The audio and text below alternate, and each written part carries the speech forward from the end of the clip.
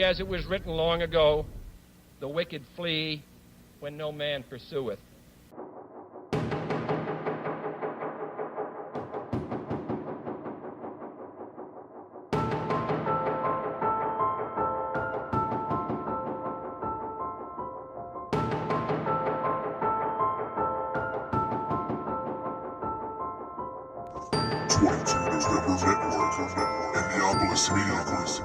Proudly present to you the Lone Gunman Podcast with your host, Rob Clark, where research comes to shine and myths don't die. Stay tuned, be right there.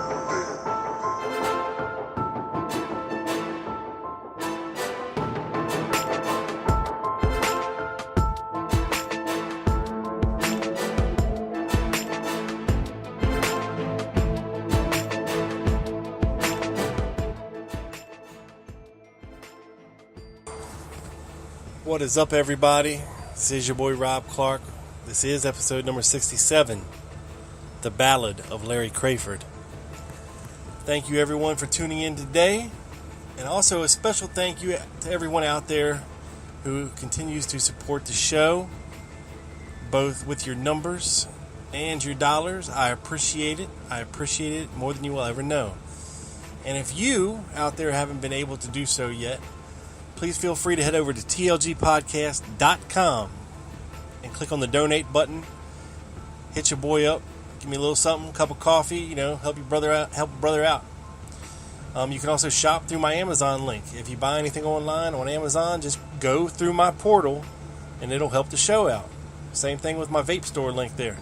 If you're into vaping and you want to buy some vape stuff, go through my link. It'll help out the show. You don't have to actually give me money per se. But Amazon and VaporHub will reward me for sending you there to spend your money at Amazon and VaporHub. So it's a good way to support the show, or you can just donate directly on my PayPal link. It would be greatly appreciated. Any money that I get will go directly back into the show. I promise, because I want it to be as good as it can. I went back and I listened to the first couple episodes, and God, I'm begging you, please don't. The contrast in a year is amazing of how awful my show was and sounded as compared to a year later. I mean, this show's gone through some changes in a year, but damn, man, it makes me cringe when I go back and listen. So please don't. I'll touch on some of that other stuff in future shows. I promise you, there's no need to go back to the first or second or third shows to check anything out, because it is cringeworthy. I was a neophyte. I didn't know what I was doing yet, so please.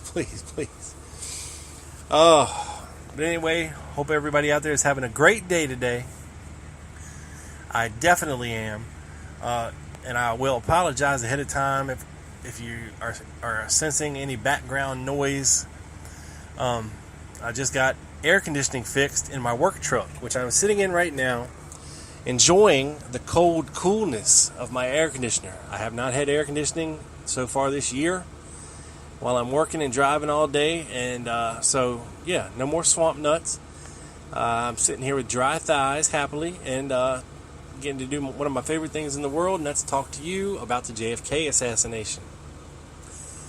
And the little snippet you heard at the beginning from JFK it's from his American University speech. And a buddy of mine, Will, thought it would be appropriate for what we're going to be talking about today, and he is right. Will's a friend of mine, and if you'd like to give him a follow at JFK Prime Source on Twitter, feel free. He's one of these researchers that likes to work from the primary source documents. And he's getting he's doing some big things over there, trying to get a website up and ready and rolling. And also, check out my buddy Carmine over at tpack.com, tpaak.com. You can find a link to his site on tlgpodcast.com. You can find a link to my buddy Chuck Ocelli's show on tlgpodcast.com as well. He is over at ucy.tv/TOE. for the time being. I hear he's moving, but I believe he's still over at UCY. Also, check out my buddy Doug Campbell's show, The Dallas Action, which you can find on Spreaker, and you can find him on Facebook and on Stitcher. And go show him some love. He's doing some good things over there. He's had some really great shows here recently. So go give it a listen. Now this week, today, this show is late. I know it is. I know. And I appreciate everybody wondering where the hell is the show. Well, the problem arose. Okay, I had this show done and in the can, beamed up to satellite, getting ready to go down directly to your ears, people. Okay? But, like most people, if after I talk about something, I continue to dig. That's not the end of the road for me once I talk about it on this show. No. I continue to dig and dig. And I found some other information out about Larry Crawford that I think is imperatively important. And I will illustrate to you in this show how research can become perverted over the years when it gets passed from researcher to researcher to researcher, and nobody bothers to go back and find out where the first guy got it and see if he got it right.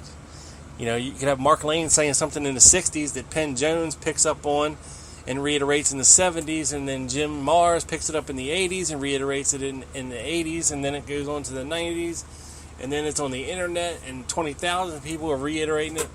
But when you go back and look, it's totally not true.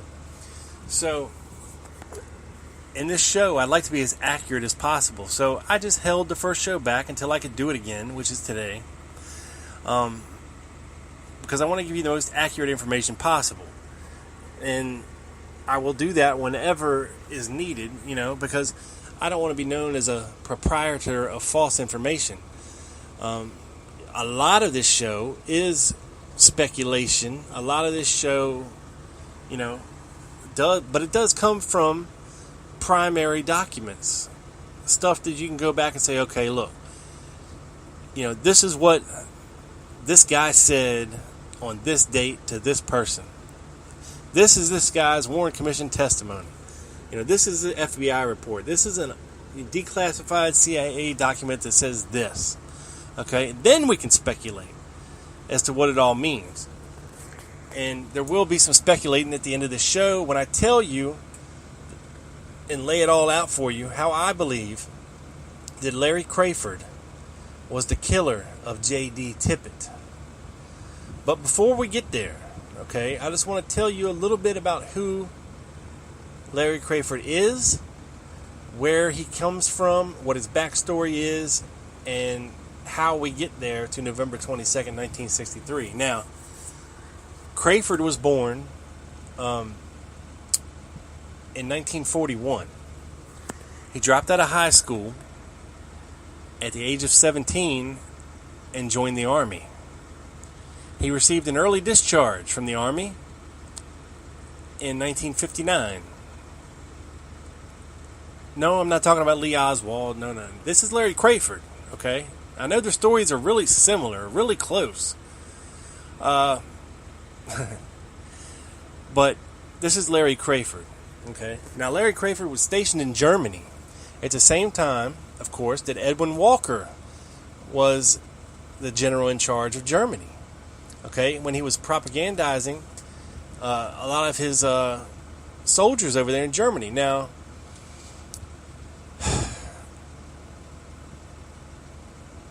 Larry Crawford has managed to evade a lot in his life. He's a runner. He doesn't like to stay in one place very long. Okay? Now, Crawford's name, he actually changed his name in 1960 by one letter. It used to be Crawford, C-A-R-F-O-R-D. He changed it in 1960 to C-R-A-F-A-R-D. Sorry. And there's a reason he did that in 1960, but we'll get there, okay? Now, so we have Larry getting a general discharge under honorable circumstances in 1959. Whatever the hell that means. Okay, it's possibly medical. I'm not for certain. And the reason I'm not for certain is because he didn't tell the Warren Commission about it. So, I mean, he really didn't go into much detail about it other than just what I just told you. Now, Larry, upon returning and getting out of the Army, fell in with some bad dudes there around San Francisco. And come to find out, he was actually working for one of the, I guess, mafia. I don't know what they called him in San Francisco, but, you know, they called him a Don. Whatever the hell that means. I guess a mafia Don. As a hitman. Okay?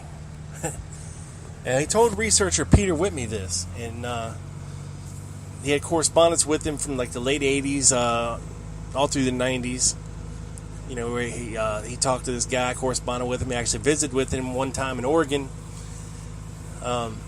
And I believe Larry has since passed away. I believe he passed away back in 2013. I'm not sure on that because there's not a lot out there on him.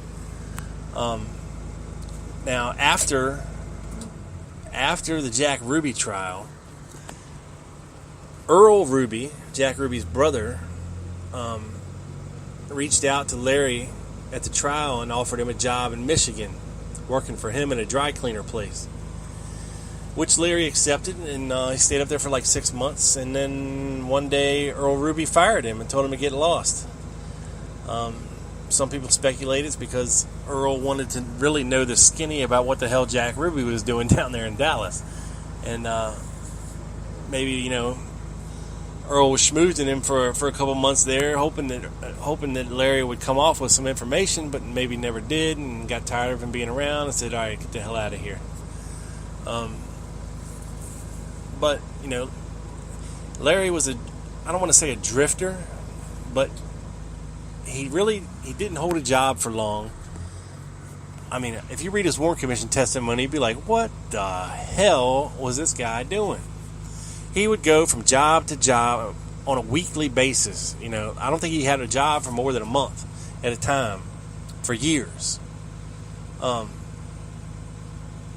Now, back to the reason he had to change his name, because when this mafia don he was working for as a hitman found out that Crawford, who was a big ladies' man, knocked his either his daughter or his granddaughter up, got her pregnant, and instead of the usual treatment, they had because Larry had been a good soldier, he told Larry that he needed to either leave or die. So Crawford left and changed his name. He added an A where there was an O. Okay? And he started living very much so off the grid. You know, his biography, you know, says, oh, yeah, he went to California in 1961 where he worked for the Royal Golden Gate Carnival or something or another, traveling carnival. But what it leaves out is what he told the Warren Commission. You know, he would be like, he worked his way down through California working at these various jobs. I think, like he said, one week he worked for a Chinese guy picking strawberries, and then he moved on, and then he worked at some amusement ride for a week, and then he moved on, and he had 4 or 5 jobs on his way down until he finally got to Los Angeles and joined this Royal Golden Gate traveling carnival. And it gets kind of confusing in the Warren Commission because Larry's parents lived in Dallas, Oregon. And, of course, all these events happened in Dallas, Texas. So there's a lot of... It's seemingly confusing, you know, when you hear Dallas, and, you know, they'll ask them, so this was Oregon or Texas? Oregon or Texas? Oregon or Texas? Back and forth, back and forth. And I think it was in 1961 where he married a girl he had met from Texas. I don't know how he met her. but he convinced her to come up and visit him in Oregon, and everything was going okay, I thought. And he'd gotten this girl pregnant, and one day he came home from work and she left. She left with his baby. And that was that. And then, a couple months later, they reconciled. I think she had moved back to Texas or something, and then he convinced her to come back to Oregon, and then he ended up marrying the girl, and then he said it didn't work out, so then he left. He left her at his parents' house, with his baby, and he just left.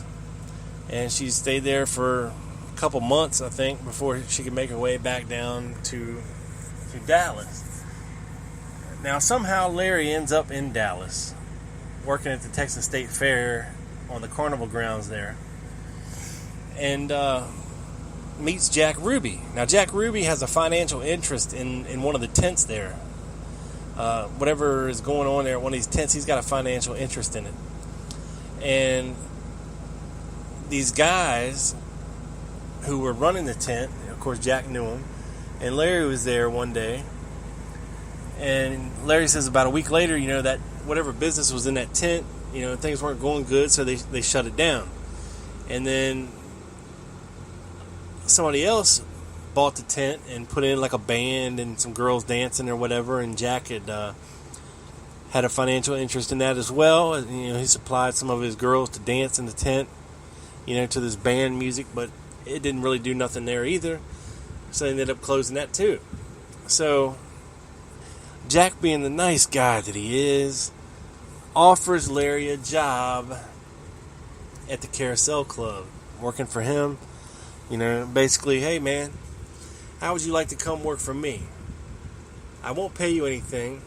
You can sleep in a closet, and you do whatever I tell you to do. Does that sound good to you? Okay, good. Let's shake on it, buddy. Let's go.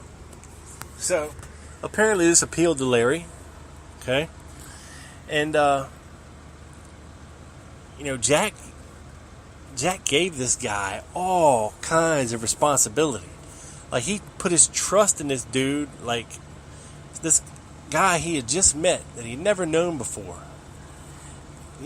All these responsibilities. Now, you got to remember, from the time he met Jack Ruby in early October until he left town November 23rd, Larry Crawford worked for Jack Ruby for about a month and a half. Okay? That's it. But in this month and a half period of time, okay, Jack Ruby would bestow upon Larry Crawford a lot of responsibility. A lot. He was responsible for answering the phones during the day at the Carousel Club. He was responsible for cleaning up, the cigarette butts and the empty beer bottles and peanut shells and cum stains or whatever, was left in the club from the night before. And not only that, he would take Jack Ruby, trusted him with his dogs. And we all know how much Jack Ruby loved his dogs. He trusted Larry Crawford to feed his dogs. He trusted him to make deposits. He trusted him there alone around all that alcohol. He trusted him there alone with money in the till. He trusted him enough to actually run the Vegas club, his sister Eva's club, when she wasn't there and Jack was busy. Larry Crawford. They put this man in charge of the Vegas club at least 2 nights that I know of in that short month and a half period of time. So Jack must have really, really trusted Larry Crawford, and Larry Crawford must have been a trustworthy fellow, or was there more to the story? Now, Larry seems like the kind of guy who would take advantage of people. He didn't take no shit off anybody. Larry Crawford didn't. And if he had a problem with you, he'd let you know about it. He wasn't one of these quiet Oswald types. I mean, this guy was a real dick. A real dick. He was a womanizer. He drank. He was a dick. He thought he was the shit. He was this hot shot from the army, and but real horrible in his personal life.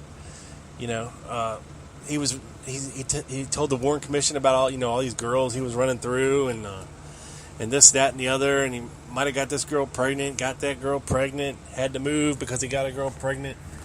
You know, all this crazy stuff. Now, some people say, well, Larry Crawford don't look nothing like Oswald. Well, maybe not if he, if he smiles. Because apparently Larry Crawford had some jacked up teeth. You know, what few teeth he did have was jacked up. He was actually missing his 2 front teeth. And apparently this had happened when he was in the Army. Because he had a scar on his cheek. He was missing his front teeth. Just a rough-looking dude. But if you were looking at him, like just as a dude standing there stoically, not smiling, he does bear a resemblance to Lee Oswald, at a glance, or from a distance. He does. He just does. Even Ruth Payne acknowledged that the dude was a dead ringer for Oswald, So much so that it gave her a very bad feeling the first time she saw him. So why am I so interested in Larry Crawford? Well, I'll tell you why I'm so interested in Larry Crawford. Let's see. Now, before November 22nd, there was a lot of, quote, Oswald sightings, okay? And they're numerous, okay? Like being seen at the Sportdrome rifle range, being an asshole, shooting at other people's targets, test driving a car at the Lincoln Mercury dealership, driving like an idiot, saying, oh yeah, I'm going to come into some money soon, and then I'll come back and buy this car. What else? Oh, the Unemployment Commission, that Laura Kettering worked at the Texas Unemployment Commission, said she had 2 different people using Oswald identification come in to her office. One was very unkempt looking and wore a black motorcycle jacket. Now, the interesting thing about that is Larry Crawford had a motorcycle license, and he told the Warren Commission that he had bought a motorcycle, that he saved up some of his money and bought a motorcycle. So, now, let's move forward to November 22nd, 1963, in the wee hours of the morning. And I'm talking like 2:30 in the morning. Okay, 10 hours before the assassination. We have an Oswald sighting by Mary Lawrence, who worked at the Lucas B&B restaurant. And she made a report at the end of January of 64 to the Dallas police that she had indeed seen, and she was positive that she had seen Lee Oswald in her restaurant waiting for Jack Ruby, and then Jack Ruby came in the restaurant, and then this person got up and walked over and sat with Jack Ruby, where they sat there and drank coffee or ate or whatever for half an hour or so, and then they got up and left. And she said she was positive this was Lee Oswald, And then later on in the interview, she's like, well, maybe it wasn't, maybe it couldn't have been, but if Lee Oswald has a scar on his left cheek, then it's him, okay? Which Oswald didn't, which we know. But we know somebody who did, Larry Crawford, okay? So what in the hell was Larry Crawford doing meeting Jack Ruby at the Lucas B&B restaurant at 2 in the morning, okay? Early in the morning on, Friday, November 22nd.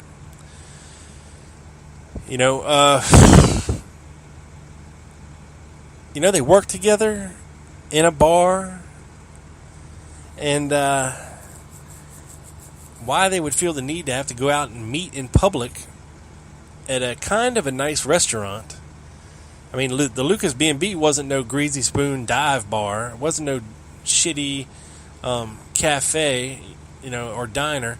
This was a restaurant, with tablecloths and shit, This was a pretty decent place, So if they were both working at the Carousel Club, why was Jack Ruby having to meet him there, and why did Larry Crawford beat him there? Why didn't Larry just meet Jack or drive with Jack to the restaurant? Just maybe Crawford was doing something else, busy doing something else, and or maybe Jack wanted to meet with Larry before the events of the next day, possibly, and make sure they had all their ducks in a row. Then we have another quote Oswald sighting at 7:30 a.m. at the Top 10 record store. Yep, you heard me right. The Top 10 record store. We all know the story about Tippit going there, but the owner, Dub Stark, also stated that he sold a ticket to Lee Oswald, whom he identified after he was arrested. He said, "That's the guy I sold a ticket to, 7:30 a.m.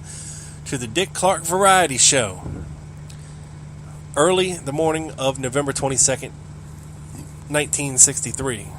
Well, shit, that couldn't have been Oswald, because Oswald was riding in with Frazier at 7:30 in the morning from Irving, Texas. That couldn't have been our Patsy Oswald. So who was this person?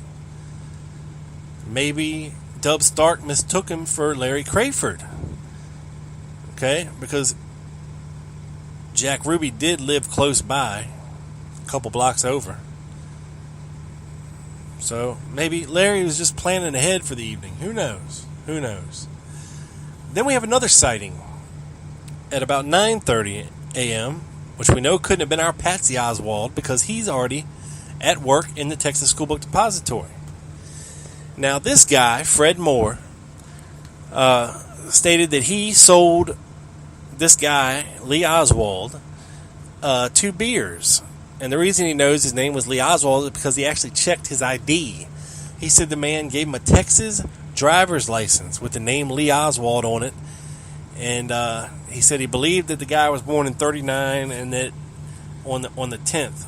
Now, we know Oswald was born on the 17th, but he was born in October, which is the 10th month. So that can be excused through simple mistaken recollection there. But he said the man's name stood out because after the man left, after buying the 2 beers, he told his boss, "Hey, Lee Oswald, that's a nice Jewish name," And but then the guy came back in like a half an hour later, and he bought some Pico brittle, and he started wandering the aisles of the store like he was nervous. The guy said and that he didn't see him drive in a car or anything, and gave the same basic description, 5'8", 5'9", 140, 150, dark hair, the usual Oswald description. Now, we know that couldn't have been Oswald, all right, because Oswald doesn't drink. Okay, but this guy come in and bought 2 beers. Now, why in the hell would you buy 2 beers at 9:30 in the morning? Well, either you're a full-blown alcoholic, which Larry Crawford was not, or else Jack Ruby wouldn't have left Larry Crawford in charge of his bar and his sister's bar around all that alcohol and stuff.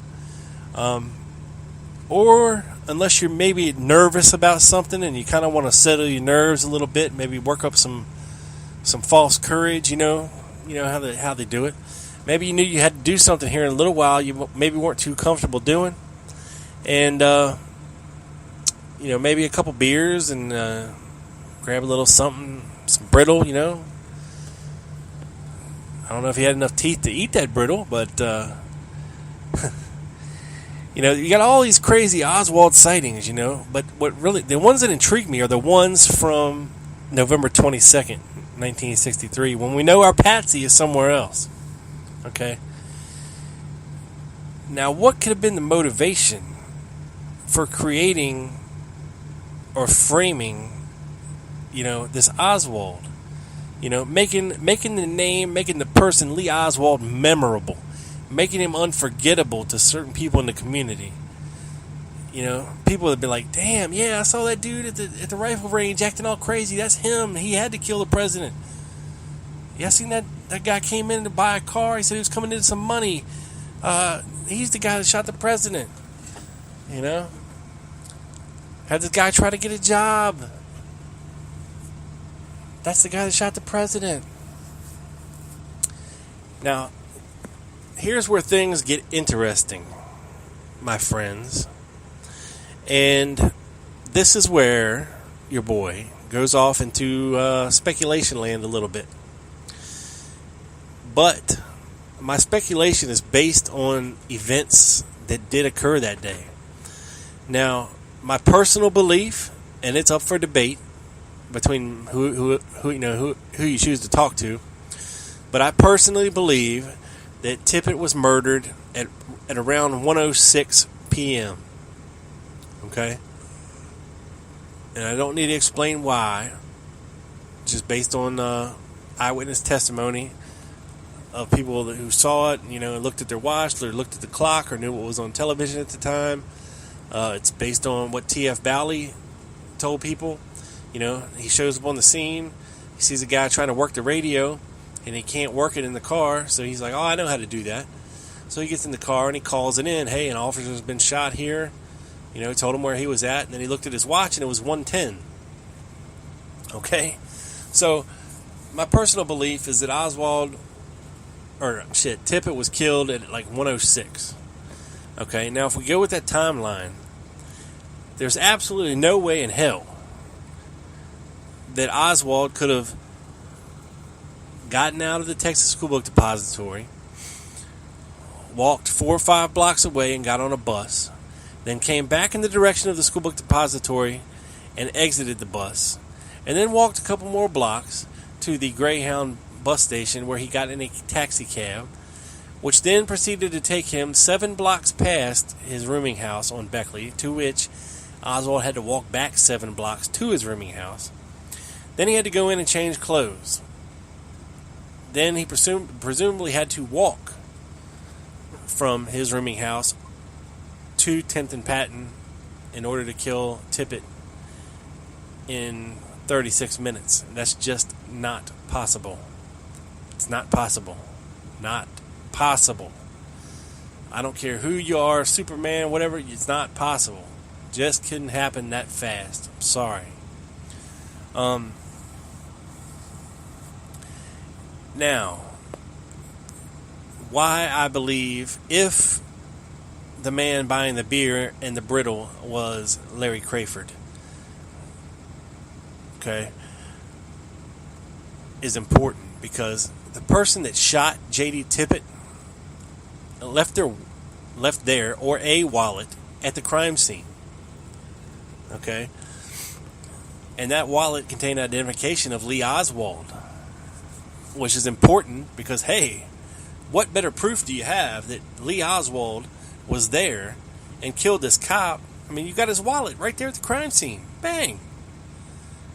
He's guilty at least of that, right? That's an open and shut case right there. Then we have reports, okay, at the Texas Theater. There was a guy that owned a hobby store a couple doors down, and he saw some police activity in the alley there that he shared with the Texas Theater. So he sat there and watched. And for years, decades, he thought he had seen the killer of the president brought out of the Texas Theater and stuck in a cop car and arrested. For years, he thought he had saw that. Until he saw that famous picture of Oswald being led out the front of the Texas Theater by Paul Bentley chomping on a cigar and Gerald Hill. And he was like, well, what the hell? What the hell did I see then? What the hell was that? Then we have 2 actual other police reports from officers on the scene at the Texas Theater stating that they arrested the suspect, Oswald, in the balcony of the Texas Theater.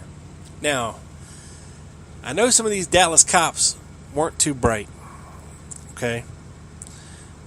But I think that they would be able to tell the difference between a balcony and the floor of the theater. Don't you? That's very distinct. That's just not a mistake. Okay? That's not a mistake. That's not a mistake you make. Okay, so how do we explain this? of somebody coming out the back of the Texas Theater that looked like Lee Oswald, who this guy thought was Lee Oswald. How do we explain away a couple police reports filed by officers saying that they'd arrested Oswald in the balcony at the theater? How do we reconcile that? Well, the only way I think to reconcile it is there was another person in the theater that looked like Oswald. You know, the Patsy Oswald was taken out the front of the theater, while the guy that was arrested in the balcony was taken out the back of the theater. I mean, that's a logical conclusion to me. It answers all the questions. You know, and I'm not saying there had to be some grand conspiracy in the Dallas Police Department. Okay, there doesn't have to be for this theory. Okay, it just needs to be a couple dirty cops. Okay, recruited by Jack Ruby. You know, you got to remember, back then in the early 60s, you know, being a cop wasn't looked on as like this prestigious, you know, elite job. You know, it was just a job, basically, for these guys, like any other job. Like, you're a barber, okay, you're a butcher, you're a cop. You know, it wasn't like, you know, you were this great protector, and it wasn't, you know, there wasn't a lot of fanfare and trumpets to go along with the job, and it didn't pay that well, you know, for the risks these guys were taking. And a lot of them would take on second jobs as bouncers or bodyguards or security. Some of the even dirtier ones would be, you know, more hip to accept money for other things. You know, such as, okay, you want to serve alcohol until 2 a.m.? Okay, well, the law says you have to shut down at 1. But I'll tell you what, you give me $100 a month, I'll turn the other way, and I'll make sure other cops leave you alone. We got a deal? Deal. You know, a lot of these cops found ways to work the system in their favor. And who better than Jack Ruby to know who the dirtiest of the dirty cops were? You know, the night of the assassination, Jack Ruby spent almost 3 hours talking to Harry Olsen, okay, who was dating one of his dancers. I think it was Kathy Kay. For 3 hours, they sat in a car and talked. Now, what they talked about, I don't know. Okay, but this was the night of the assassination. Okay. Now, after he talked to Harry Olsen for 3 hours, okay, he goes and grabs George Senator. He calls Larry Crawford at the Carousel Club and says, "Look, grab the damn camera, come down here and meet me at the car." And Crawford and Senator tell this story of Jack Ruby acting all crazy and shit, going out, taking pictures of billboards. You know, they said impeach Earl Warren. You know, they were paid for by the John Birch Society and, you know, Bernard Weissman. And comparing, you know, P.O. box numbers between the flyer and the billboards, and even going to the post office and taking pictures of the post office box. You know, just acting crazy, doing crazy stuff, you know. And then Crawford says that George Senator and Jack Ruby came back, dropped him off, and but then he said it was about 8 o'clock or so, and he went to feed the dogs, and he didn't have any dog food, so he called Jack Ruby up at like 8 in the morning, and apparently woke him up after he'd just been asleep for like an hour or two. Well, he let Larry Crawford have it, up one side, down the other, you know. So Crawford hung up the phone with him and was like, "All right, you know, fuck this dude, I'm out. You know, I don't have to put up with this shit. I'm out of here." So he said he grabbed a couple bucks out of the cash register and proceeded to hitchhike to Michigan. Okay, at a very fast rate of speed. Now that's the official story. Okay. So let's go back. Let's go back a little bit, and I will tell you why I think Tippit was killed by Larry Crawford. Imagine this scenario for a moment, if you will. Because Tippit was hunting Oswald. Okay, I firmly believe that in my heart of hearts from his actions. Okay, we have him sitting at the Glocco station at the end of the Houston Street Viaduct waiting. People saw him in his car sitting in the parking lot waiting. And this was right after 12:30, right after the president had been assassinated. Okay, he sat there and waited for a little while, appeared agitated, and tore ass out of the parking lot. Okay, then we have him over across from the Texas Theater in the Top 10 record theater, or the Top 10 record store, calling someone, running in there, grabbing the phone, dialing it, not saying nothing, then hanging up, leaving without saying anything to anybody, which is very, erratic, irrational behavior. When you just ran into somebody's business and you use their phone, you can't say hi, bye, screw you, nothing. He was pulling people over, looking in the back of their cars, not saying anything, just acting real strange, like he was hunting Oswald. Because here's what I believe, okay? I think that J.D. Tippit's job that day was to kill Oswald. And then he was going to be the hero. Because that morning he told his kids before he left for work, no matter what happens today, just remember I love you. Which is very out of character for him to do. So I think he knew something was going to go down that day. I think he was hoping everything would go his way. But of course there's always the possibility that everything goes to hell. Which is exactly what happened. Something happened to where after the assassination, Oswald didn't go walking down Houston Street. Or he didn't go down he didn't stay on the bus going down Houston Street. Something happened. Okay, and Tippit started to panic because, okay, this guy I'm supposed to kill, I don't see him. He didn't come this way. Okay, what the hell do I do next? Alright, maybe he knew eventually people would be going to the Texas Theater. I don't know. But he ends up at the Top 10 record store right across from the Texas Theater, using the phone, calling somebody, trying to figure out what the hell is going on. Then he starts panicking, just pulling people over at random, checking cars. Well, eventually he rolls up on somebody who fits this Oswald description. Okay? So imagine this for a second, if you will. My plausible scenario here. Okay? Alright, he sees this guy walking down the street. He pulls over to the side of the curb and says, Hey buddy, come over here for a second. Oh, he says, hey, this is probably nothing, nothing to worry about. He said, but, we're looking for a guy who vaguely fits your description here. I'm just wondering if you have any identification on you. And Larry Crawford says, well, yeah. So he pulls out his wallet, hands it over to J.D. Tippit. Tippit opens it up and sees fucking Lee Oswald identification in this wallet. Okay? Now, what if Crawford didn't know what Tippit was supposed to do, and why would he? It's not part of his job. Things get compartmentalized, okay? People don't need to know everything. When they know everything, then things get screwy. Okay, so what if Crawford didn't know about Tippit, and Tippit didn't know about Crawford? Maybe all Crawford was supposed to do is frame Oswald ahead of time, for the murder. Just be visible, look like him, act like him, carry his ID, basically set him up. Or worse, Crawford could have been in the 6th floor of the depository shooting for all I know. But I can't even go there. I just don't have enough evidence for that. But what does make sense, okay, say Crawford's walking down the street, Tippit pulls over and says, hey, come here, let me check your ID. You kind of look like this guy we're looking for. Well, Tippit opens the wallet and sees Lee Oswald identification, and he's like, oh shit, I found this dude. And maybe Crawford, picked up on this guy's reaction, and Tippit started to get out of the car, started to pull his gun, and Crawford beat him to the punch. Pop, pop, pop, pop.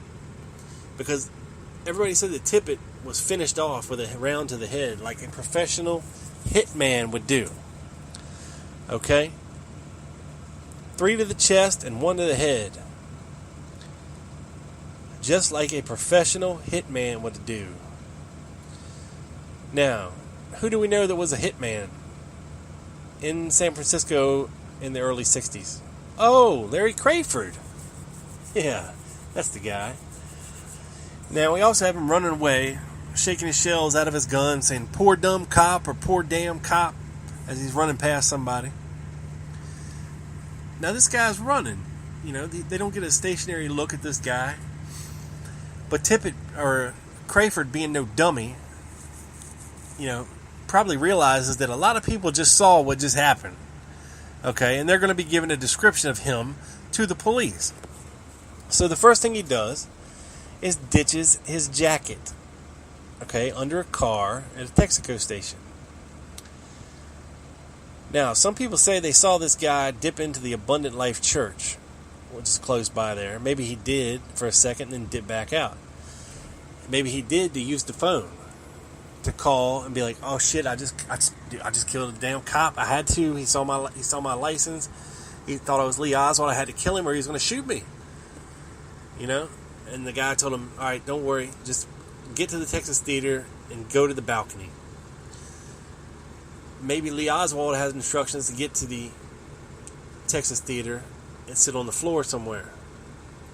Because Oswald was moving, sitting next to different people like he was looking for somebody. Or something under his seat. Because I still think at this point, maybe Oswald thought he was some kind of a secret agent, you know. But anyway, back to Crawford, okay? So he sheds his jacket. All he's got on is a white t-shirt. And gee, somebody else does too. So that's my plausible scenario, okay? Crawford makes his way to the Texas Theater, goes to the balcony without paying. Oswald had arrived earlier, paid, and went and sat on the floor. Now, Crawford would have had eyes on this guy as the police came in and arrested him. And, you know, the two cops that arrested Crawford in the balcony and took him out the back door. You know, probably to drive him away and then let him out somewhere and, you know, do their job. Okay? Because they had their patsy. They had their killer. They don't need this other guy anymore. That's just my theory. Okay? It might be totally wrong. It might be totally off base. But that's what I think. I think Jack Ruby's job, okay, was to set Oswald up as the patsy using someone who looked like him, someone who had his identification, okay, and, you know, to make this guy memorable. And that's at the best. At the worst, you know, at the worst, Crawford was an assassin. At the very worst. Okay? But at best, it was at least to, you know, make Lee Oswald look capable of being the guy that shot the president. You know, people don't walk around with two wallets. You know, it just doesn't happen. You know, and we know there was another wallet at the Tippit crime scene found because it's in the news footage. Okay? And we know when Lee Oswald was arrested, he had a wallet in his pocket with his identification in it because they took it from him on the way to the police station. So, you know, I could see if one wallet had Lee Oswald identification and the other wallet had Heidel identification in it, but that's not the case. They both had Lee Oswald IDs, and people just don't carry two wallets. Now, I think Tippit had the wallet in his hand looking at the ID when he got out of the car and realized what he had to do, or what about was to go down, and he drew his weapon because T.F. Ballad states that he stayed there until the ambulance people arrived, and he helped put Tippit up onto the stretcher. And that when they lifted Tippit up, he was laying on his gun. It was not in his holster.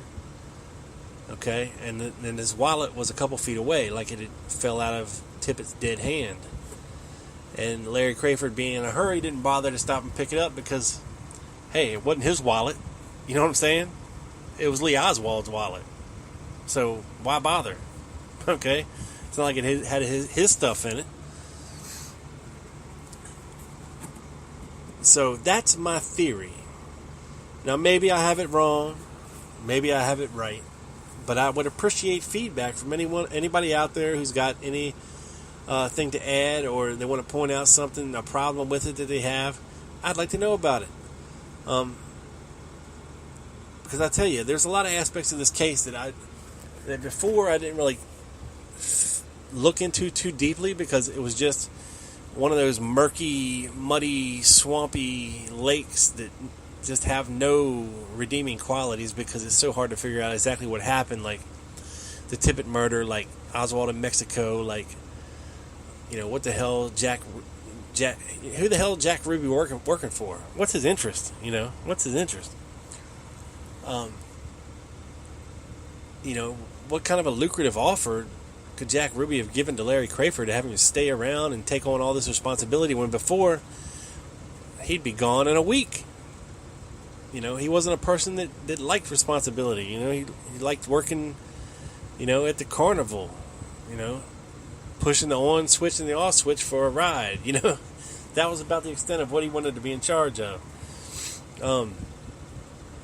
But now all of a sudden, he's running the club and doing all this important stuff for Jack Ruby, all in the span of a month of knowing him.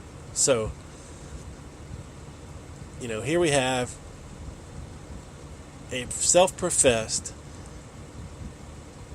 crack shot from the Army, a former hitman from San Francisco, a drifter with no real place to call home, very bad people person, kind of an asshole, very much out for one person and one person only, and that was Larry Crawford, and screw everybody else.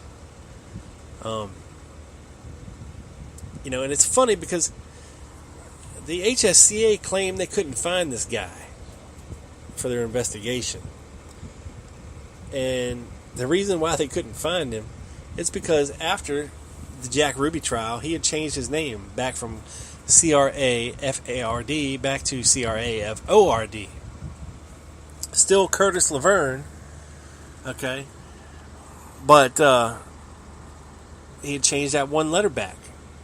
And they couldn't find him. And no other researcher, I tell you, other than Joachim Jostin.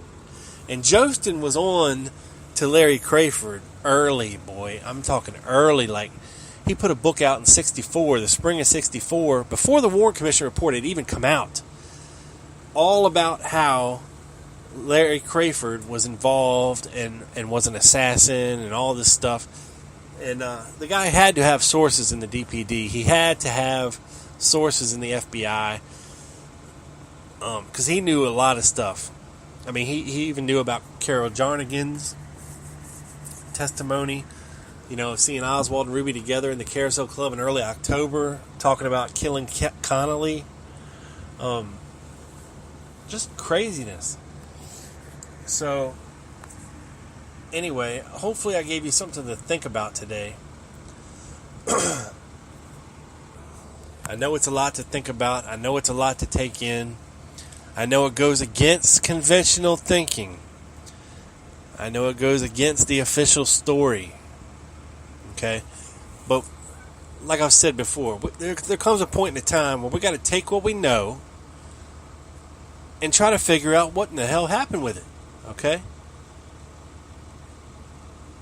My buddy SR Dusty Road, he took a look at the Tippit murder, and he came with a totally different conclusion than me. Okay, he thinks Harry Olsen was involved in the Tippit murder. I mean, people can look at this stuff from totally different angles and come up with two totally different things. And, I love Dusty. I think he's a great researcher.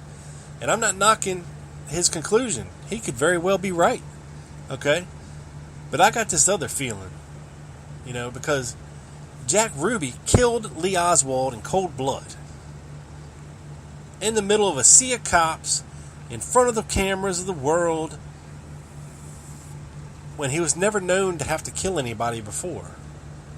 Like I've said before on this show, it takes a lot, okay, to kill a man, to take another man's life.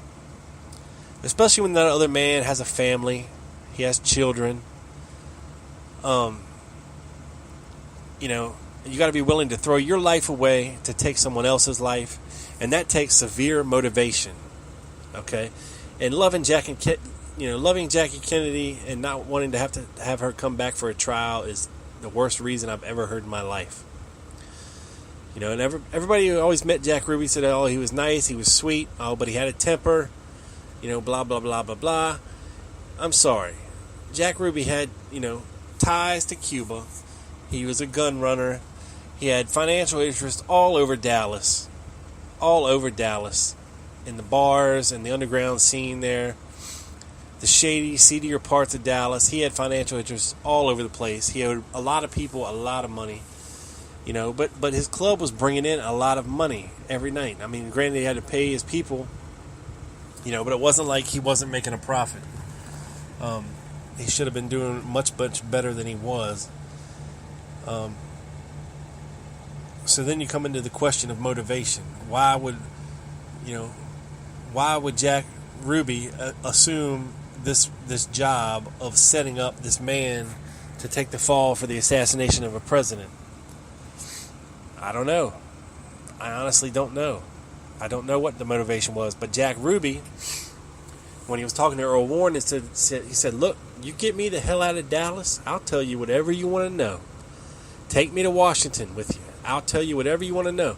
Now, if he had thought that Lyndon Johnson or the CIA or the FBI or any of them people had a part in all this, why would he want to go to Washington, which is where LBJ was, where the CIA and the FBI is? Why would he so desperately want to get out of Dallas? Why was he running around in the wee hours of the morning taking pictures of John Birch Society stuff? Okay, maybe he was scared to stay in Dallas because that is where the John Birch Society was. That's where the Minuteman was. That's where the extreme right wing of the nation was at the time. Okay? It festered in these rich, super rich, ultra rich oil men. It festered in these extreme right wing, anti-communist believers. And they were, most of them, the swinging dicks anyway, were in Dallas. So, maybe that's why Jack Ruby wanted to get the hell out of Dallas. I don't know. But anyway, there is a lot for you to think on today, this week. Once again, I apologize for the show not coming out on time. But I just wanted to set the record straight on a couple of things and not pass along bad information to you. But yeah, that's it this week, people. Stay tuned to TLGpodcast.com for more information. Follow me on Twitter at TLG_podcast. Follow me on Tumblr at the Lone Gunman Podcast. I'm everywhere, people. I'm on Stitcher, iTunes, where else? Spreaker, TuneIn Radio. I'm on all your favorite pod-catching places like G-Podder, Aquapod, AntennaPod, Podder, Podhead. I don't know. I'm everywhere, baby. Blueberry. I'm everywhere. Thank you for tuning in the show this week. Tune in next week for episode number 68. My boy, Mr. Carmine Savastano, will be coming back to the show, I hope, if we can make it work technologically. Until next time, people, this sumbitch is in the can, beamed up to the satellite down directly to your ears. This is your boy, Rob Clark, thanking you for tuning in to the Lone Gunman Podcast. Peace.